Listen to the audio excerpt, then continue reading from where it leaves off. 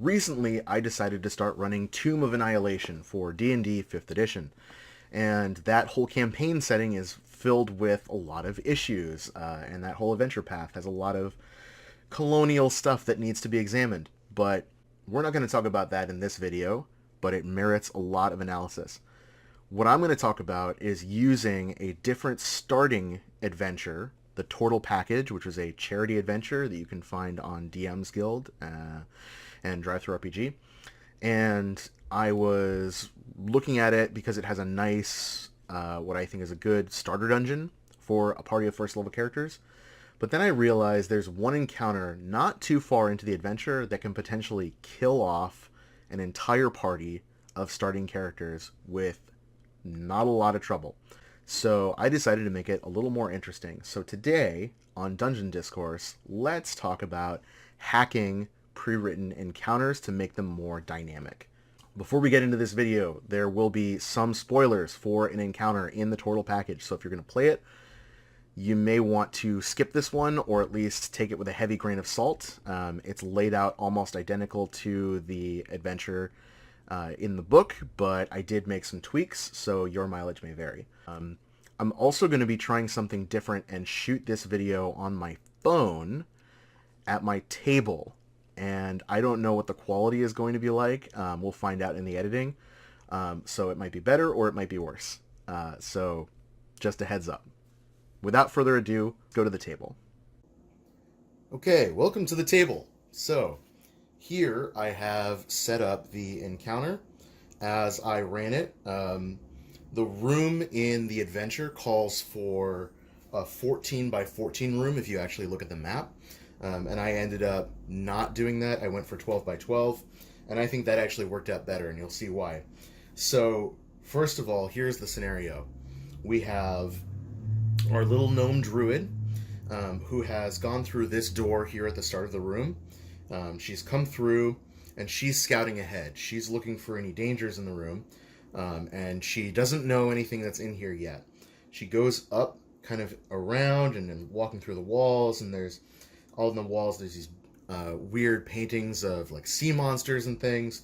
There's these columns that look kind of like seaweed and kelp spiraling up towards the ceiling, which is domed, but the whole room is almost pitch black. It's very, very dark.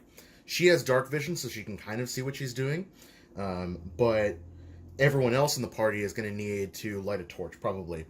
And the columns themselves also have sconces in them. That's important. The sconces, I decided, were in this adventure. They're not in the scenario as written. And I added them in because hidden in this room are also 4 shadows. These are just Nolzur's marvelous miniatures for water elementals and fire elementals.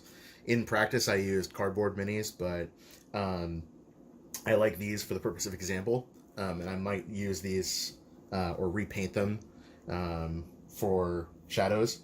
But these are shadows. Shadows are a ridiculously difficult monster to fight for first level characters.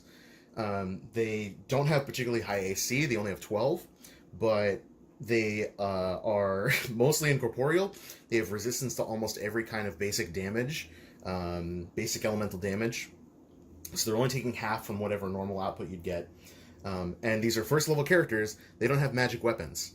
So unless they have some way of fighting clever, or they don't mind missing a lot and finally having to whittle these things down over time, they're boned.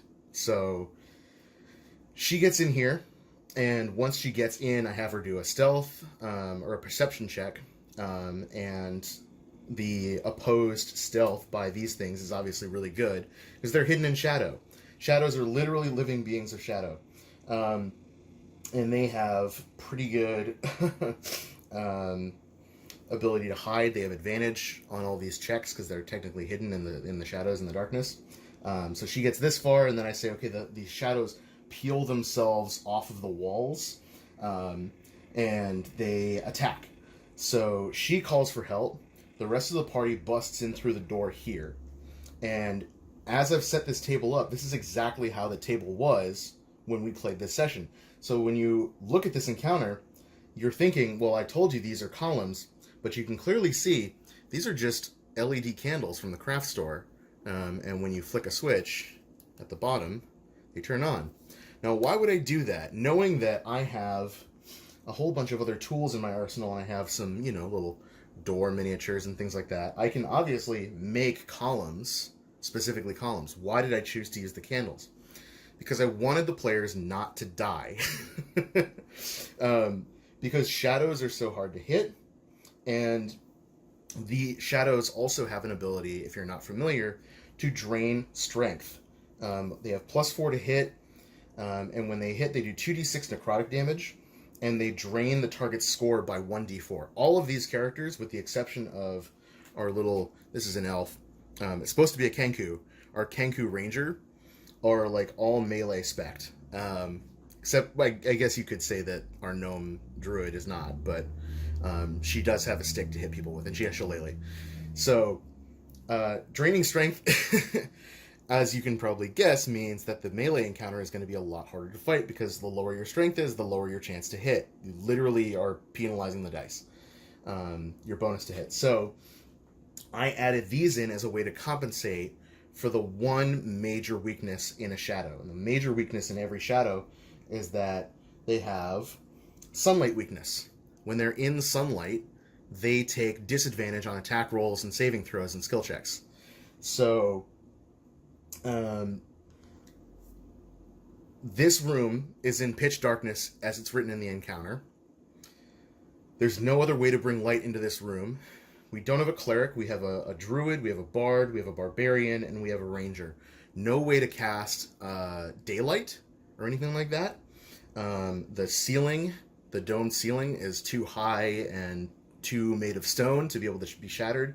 There's a window back here, technically, and I thought about giving that, making that a way to create some natural light into the room. But I thought this was a more interesting tactical encounter. What I'm doing here is telegraphing to the players, the way that you would in a video game, that there are... you know how, like, in a video game, when you walk into a room and there's all these glowing barrels that are, like, these are red for explosion or fire, these are green for acid or whatever. There's certain things that are glowing that you could interact with. The developers are saying, here are some tools that you can use to fight the enemies and make the encounter a little bit easier for you. If you don't use them, that's fine. You can just shoot at everything in the room. You're probably going to have a harder time than if you thought of creative ways of using the environment. And if you're one of those players that is using everything in the room to your advantage, you're going to have an easier time and you're going to feel cooler than if you just walked in and blown stuff up. Maybe you would if you just shot stuff up, but mechanically, because a video game is designed to be a little bit balanced for that kind of play, this encounter is not. This encounter just assumes that all players will walk in and just fight these things and maybe cast some spells and figure it out on their own. So I wanted to give a hard baked in way of saying, here's a way you can win this fight without getting totally rolled. The Dungeon Master's Guide also tells you that 100 XP is a deadly creature for a level 1 encounter. Each of these is CR 1/2. Each shadow is CR 1/2. And that means each of these is a deadly encounter. And there's 4 of these. Not only that, back here, this little guy, this is a clay urn, technically. But it's also a mimic, as you can see. Now, I didn't use this miniature, but I had it in my back pocket. I used a treasure chest, because I don't have a good clay urn model. But 4 shadows, which are already hard to hit because they can hide in the shadows that are naturally in the room, so they already have advantage. They roll twice and take the better result on all of their attacks, all of their saving throws, all of their ability checks, whenever they want. Players have disadvantage to hit them, so they're rolling twice and taking the worst of the results. It's just going to be a slap fight for the players. And these things can easily roll them because they're hitting constantly because they have advantage. And they're draining the strength. So the players that are already rolling twice and taking the lowest are rolling even lower the longer the fight goes on. This can kill a full party of first level characters. And And I didn't want that in my game. I thought that was not interesting. I would be pissed off if I went to a game and that was the setup. If the GM didn't tell me right off the bat, hey, this is like Dark Souls. This is a hard game. So let's do the minutia. I set a room DC of 13. This is an idea I borrowed from Runehammer Games, formerly known as Drunkens and Dragons. You set an encounter difficulty for a room that you're doing in your dungeon, and everything that you're doing in that encounter has to be that DC or greater. So you need to break open a lock, it's 13. You need to jump over a pit, it's 13. In this case, lighting these braziers was 13. You needed to roll 13 or higher to light these braziers. And this was sort of an idea that I had in my mind, but I didn't know how players were going to approach the situation until it happened, so I had to adapt on the fly. So, anyway, let's go way back in time to the beginning of the encounter. Our gnome comes in, she walks all the way up, she gets ambushed by these things, which I put out on the table. I could have put dice down to show, oh, this guy's in shadow, and when he's no longer hidden, I take the die away. I didn't do that. I probably should do that next time for clearer delineation of where light is, because right now everything is technically in darkness. So she starts fighting. These things move up. They're flanking her. Here's the other thing about this encounter that makes it really, really lethal. In their infinite wisdom, the designers put these creatures in here with reach. 10 feet reach. So not only can they drain your strength, but they can do it from 2 squares away. Obviously, you can see how if you got a full squad of these things moving up, 4 of these can just roll one of these characters if they all have advantage.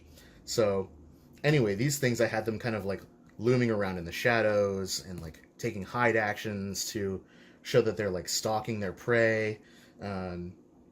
Our party moves up and they start fighting and they're doing their stuff.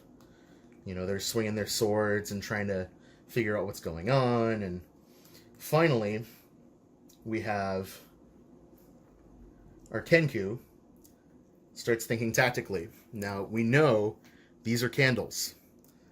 I've already telegraphed that these are things I want people to interact with, because I wouldn't choose to use these otherwise. And I already said, oh, there's sconces in here. So you know you must be able to light them somehow. You could probably do it with a torch. Our barbarian's carrying a torch in his offhand. He's got an axe and he's got a torch. So he could go up here and spend an action to light this brazier, or light the column. So let's say he does that. I don't remember the exact order of operations. But if he lights this, my plan was each of these columns can illuminate 2 squares in an area around it. So it lights up here, it lights up over here, and all the way up to here. So this square, this whole section of the room, is now illuminated. This also works out because it lines up right at the edge of where the next column is. So if you lit all 4 of these columns, the whole room would be in fairly bright light. And I said that these columns would give off roughly the amount of light equivalent to sunlight, you know, because there's maybe a mechanism inside that ignites the whole column, and it's built to cast the full light. Like, these were once all lit up. So without any place to hide, if this shadow's over here, this shadow can't take a hide action as a bonus, which is written into their stat block, to go into the shadows. Then they lose their advantage on attack rolls. They stop giving disadvantage to the players on all of their attacks. So they get a lot easier to hit. And they're not hard to hit with an AC of 12, but when you're taking disadvantage, it's still challenging. There's still roughly a 50-50 chance to hit. You can do the math on, you know, every character has a natural +2 bonus to proficiency, so hits, plus whatever stat they're using for attacks. Most people probably take a +2 bonus. So you're looking at 4, so if it's AC 12, you know, you need at least an 8 to hit. which is not bad. But if all of your attacks are doing half the damage no matter what, and these things have a decent amount of hit points, it's still going to take a long time. And remember the strength drain. So, anyway, columns lit. This character gets, our ranger gets the idea, maybe I can light these as well. So I think the situation was like this. Like, our barbarian's kind of over here. Our bard also has a torch.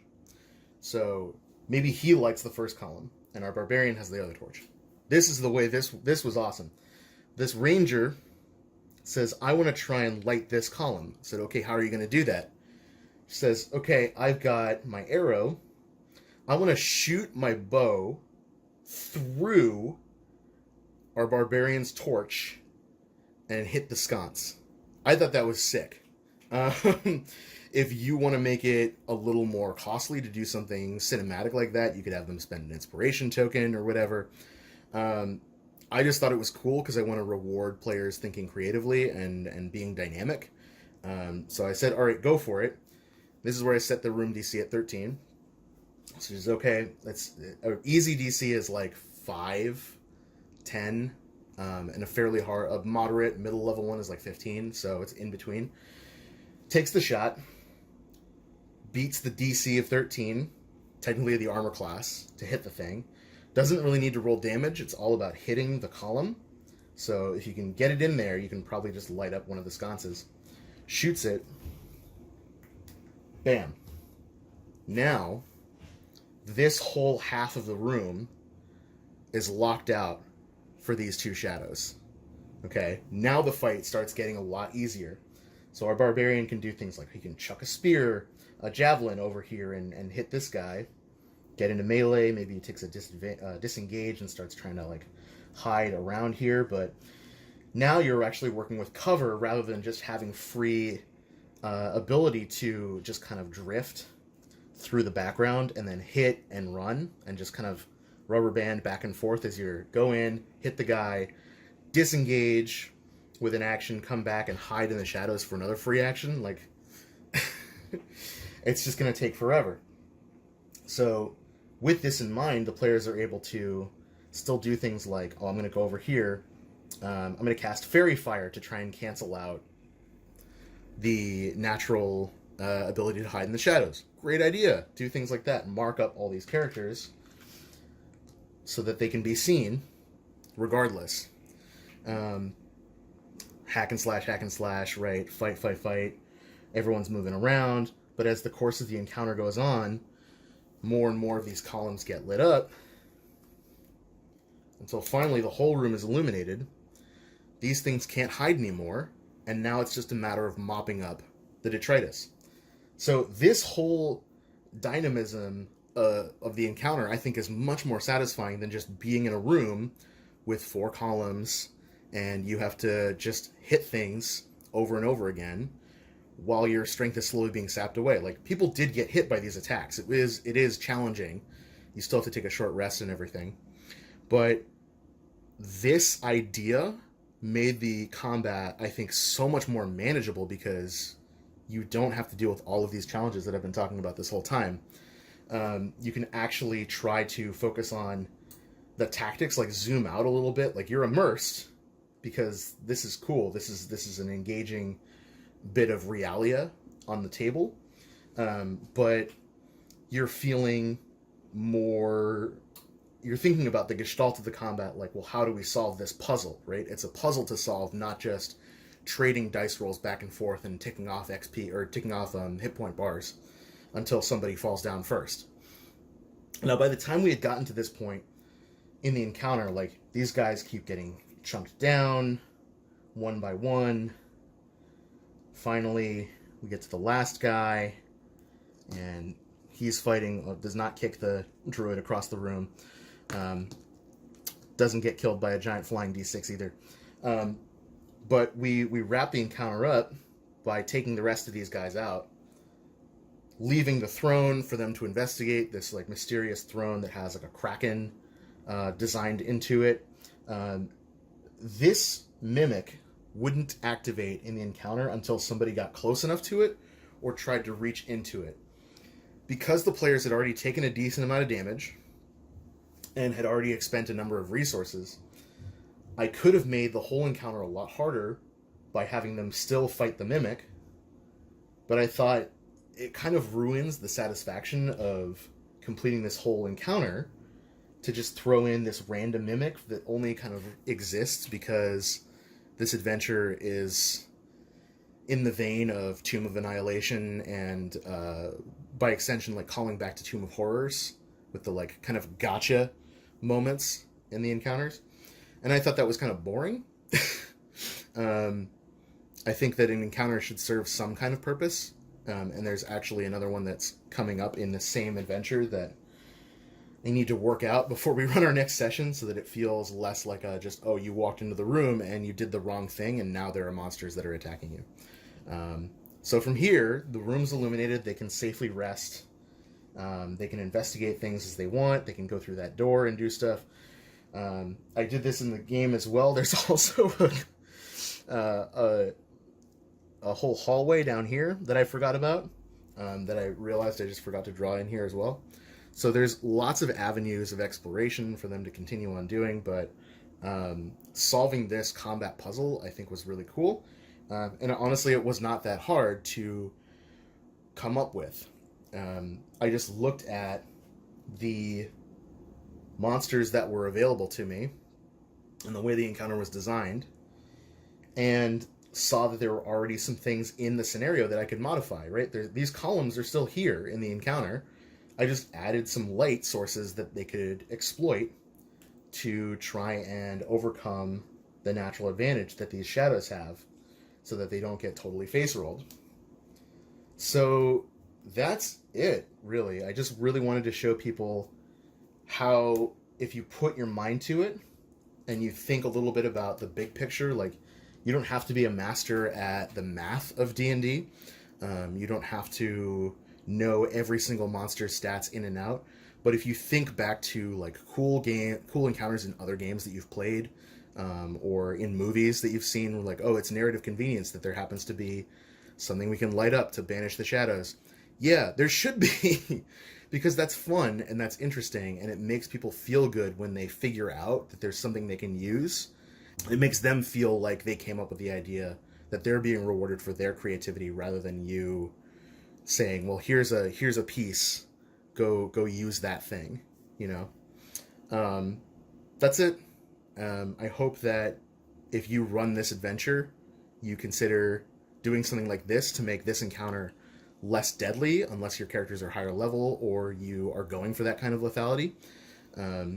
And I hope that if you come up with some other cool ideas of how to rewrite encounters, you will let me know.